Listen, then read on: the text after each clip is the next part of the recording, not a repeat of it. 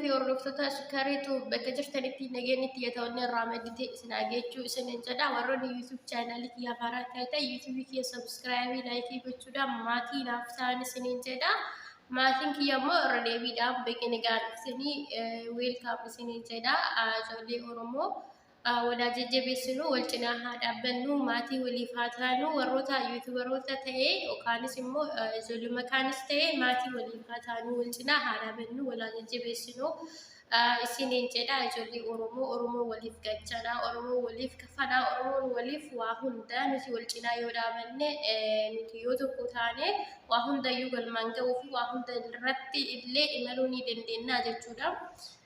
Saniifiyuu warri maatii naaf taatan galatoomaa isiniin jedha warri maatii naaf hin taanillee maatii naaf ta'a isiniin jedha ijoollee Oromoo nuti walumaaf waan ta'eef saniifiyuu har'a oduu gammachiisaa tokko akkuma dhaga'e isiniifillee isin raabsu yookaan sheer isinii godhuu dhufe innis maalidha Jawaar Mahmedii fi Hamzaa Booranaa yookaan Biqilaa Garbaa yookaan hidhamtoonni siyaasaa hundinuu mana hidhaatii bahuu fi wanti jedhamu deddeemamaa jira jechuudha. Innis immoo dhugaa ta'uu fi soba ta'uu isaa maddi isaa eessa yookaan jechi kun kan jedhame eenyutu jedhee eessaa bahee akkamitti jedhame innis immoo dhugaadha moo soba kan jedhuuf immoo hunda isaatiyyuu amma adda baasee isiniif himaa isiniin jedha ijoollee Oromoo bara kana keessa waa hunda caala waa hunda dursa namni tokkoffaa waliigaluu dhabuudha rakkinni uummata Oromoo jechuudha. Lammaffaa immoo oduu ololaa yookaan oduu sobaa dubbachuudha jechuudha. Yoo waan tokko uumame yookaan oduu sobaatiin dubbatama. Oduu sobaa immoo kun nama yookaan dhugaatti fudhatanii yookaan sobaatti fudhatanii kun sammuu namaa balleessaa yookaan sammuu namaa rakkisaa jechuudha. Akkasuma wanti dhugaa tokko yoo dhufe akka sobaatti fudhannaa sobaatti beeknaa jechuudha. Wanti sobaa immoo dhufe akka dhugaatti beeknaa jechuudha. Saniifiyyu waan tokko gaafa jedhame yookaan gaafa dubbatame yookaan gaafa gadi bahee maddi isaa eessaa bahee dhugaadhaa sirriidha jenneetoni hunda adda baafachuudha jechuudha. Tokkoffaa irratti rakkoo kan ta'e addunyaa kanarratti yookaan saba hunda birattuyyuu dubbii sobaatii fi dubbii viidiyoo ta'e viidiyoo shoppii suura hoo ta'e footoshoppii waan akkasii kanaaf dubbii sobaa kanatu deddeemamaa jechuudha. Yoo warroota mana hidhaa jiran yookaan hidhamtoonni siyaasaa hundinuu wanti isaanirra ga'uu fi wanti isaanirra ga'uu deemuu fi wanti isaaniif furmaata ta'uu deemu eessarraa argachuu qabna. Tokkoffaa abukaattota isaatii fi maatiiwwan isaa warra duuka bu'ee nu caalaa nutis ni hordofna garuu nu caalaa warri isaan duuka bu'ee hordofu isaanirraa dhaggeeffachuu kan miidiyaa isaan hordofaa jiranirraa dhaggeeffachuun dirqama. Kanaafiyyuu jechuudha abukaattota isaanii warra isaan hordofaa jiranii fi maatii isaanii yookaan warra isaan duuka bu'ee toonii gadi fageenya waa'ee isaanii halkanii guyyaa dalagaa godhachuudhaan isaan hordofan hundinuu ni jira. Isaan jala deemnee toonii hordofnee maddi kun dhugaadha moo sobaa eessa bahee moo ittiin attaallaluudha moo dhuguma mana hidhaatii bahuu qabanidha moo dhuguma bahuu jiranii kan jedhu san adda baafachuun dirqama keenyaa jechuudha. Akkuma uummanni Oromoo hundinuu beekutti Jawaar Mahmedis ta'ee Hamzaa Booranaa hidhee Baqqalaa Garbaas ta'ee badii tokko malee hidhamanii jechuudha. Hayyoonni Oromoo, gootonni Oromoo, beektonni Oromoo, maaddiin qabsoo Oromoo badii tokko malee hidhamanii jechuudha.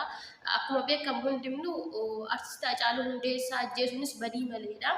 Deebi'anii toonii Oromoon osoo Jawaar Mahmed mana hidhaa jiraachuu baate yookaan hayyoonni Oromoo mana hidhaa jiraachuu baatanii Oromoon akkanatti hin ajjeefamu Oromoon akkanatti hin dhumu ture. Garuu ajjeefamuun fi hidhamuun isaanii waan maal ta'eef waan Jawaar Mahmed hin jirreef jechuudha.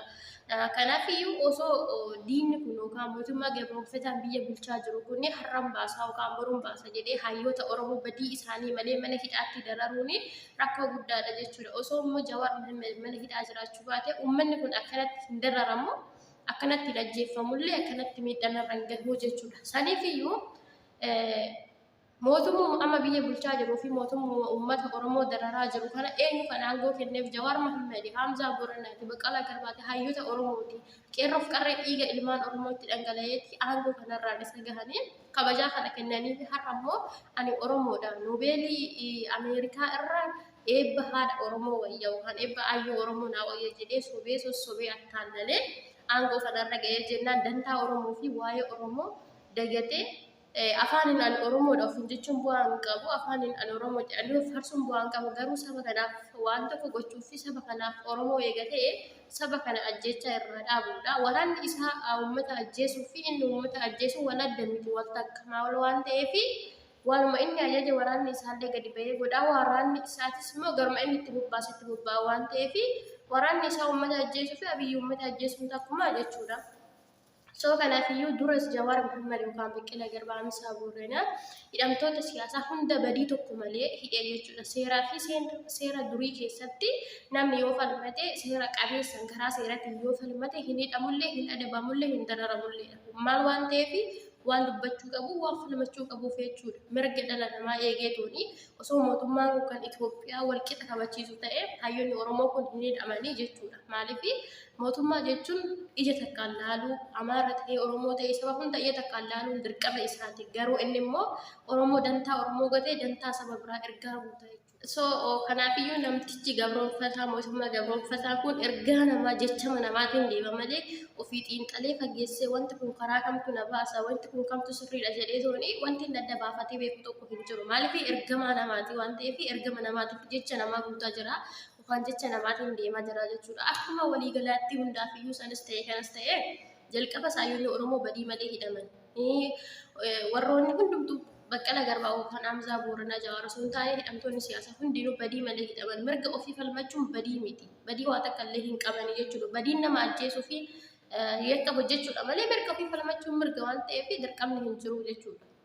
Kanaafuu ammas immoo hayyoonni keenya baatii waggaa tokkoo fi baatii shammana hidhaatti dararamaa fi nyaacha didaatii rakkachaatii turanii amma immoo rabbi taatoluu nu bahuuf jiranii hundaafiyyuu rabbi dhugaa haa godhu maddi bu'eessaa kan ka'e kan jedhuuf immoo abukaatonni isaa hin dubbanne yookaan maatiin isaa Boontuu Baqqalaa yookaan Saawwel Baqqalaatis gadi baanii tooni gama feesbuukii isaaniitiin bahuuf jedhanii waan barreessan tokko hin jiru. Maddi kun immoo gara biraatii kan bahe innis miidiyaa ija fi gurra Oromoo kan ta'e miidiyaa waa hunda dhugaa irratti xiyyeeffate yookaan soba osoo hin taane dhugaa irratti xiyyeeffate kan deemu irraa madduun isaa hin oolu. Garuu wanti kun dhugaa haa ta'uu fi dhugaa ta'uu dhabuun isaa haga ammaatti adda hin baane hin qulqulloofne. Kanaafuu hidhaadhaa bahuunis waan gaariidha. Akkuma uummanni Oromoo waggaa tokkoo fi baatii 5 eegaatii harka bal'iseetii boru bahanii iftaan bahanii jedheetuuni eegaa jiru. Kana qalbiin uummataa dhaabbatee qalbiin uummataa rarraatee eegaa bahan kana ammas immoo nu bahuuf jiran ta'a. Rabbi dhugaa haa godhu nagaan gara maatii isaaniitti isaan haa galchu. Mootummaa gabroonfataa kanallee Rabbi nurraa haa buqqisu. Duras badii malee hidhamani badii hin qaban hayyoonni keenya badii isaan qaban hin jiru. Mirga falfachuun badii miti. Saniifuu ammas immoo Rabbi nagaan mana hidhaatiin waa baasu waggaa tokkoof baatii 5 kana qalbiin qeerroo qarree uummata Oromoo kan biyya keessaa kan biyya alaa jiran irree rarra'ee tooni hoon bahanii boru bahanii iftaan bahanii kan jedhu san eegaa akkuma jiran uummanni kunillee qalbiin isaanii dagaaggaatee akka jiraatu Rabbi hayyoota keenya harka diinatti yookaan mana hidhaatiin nu baasee tooni gara maatii isaaniitti isaan haa galchu.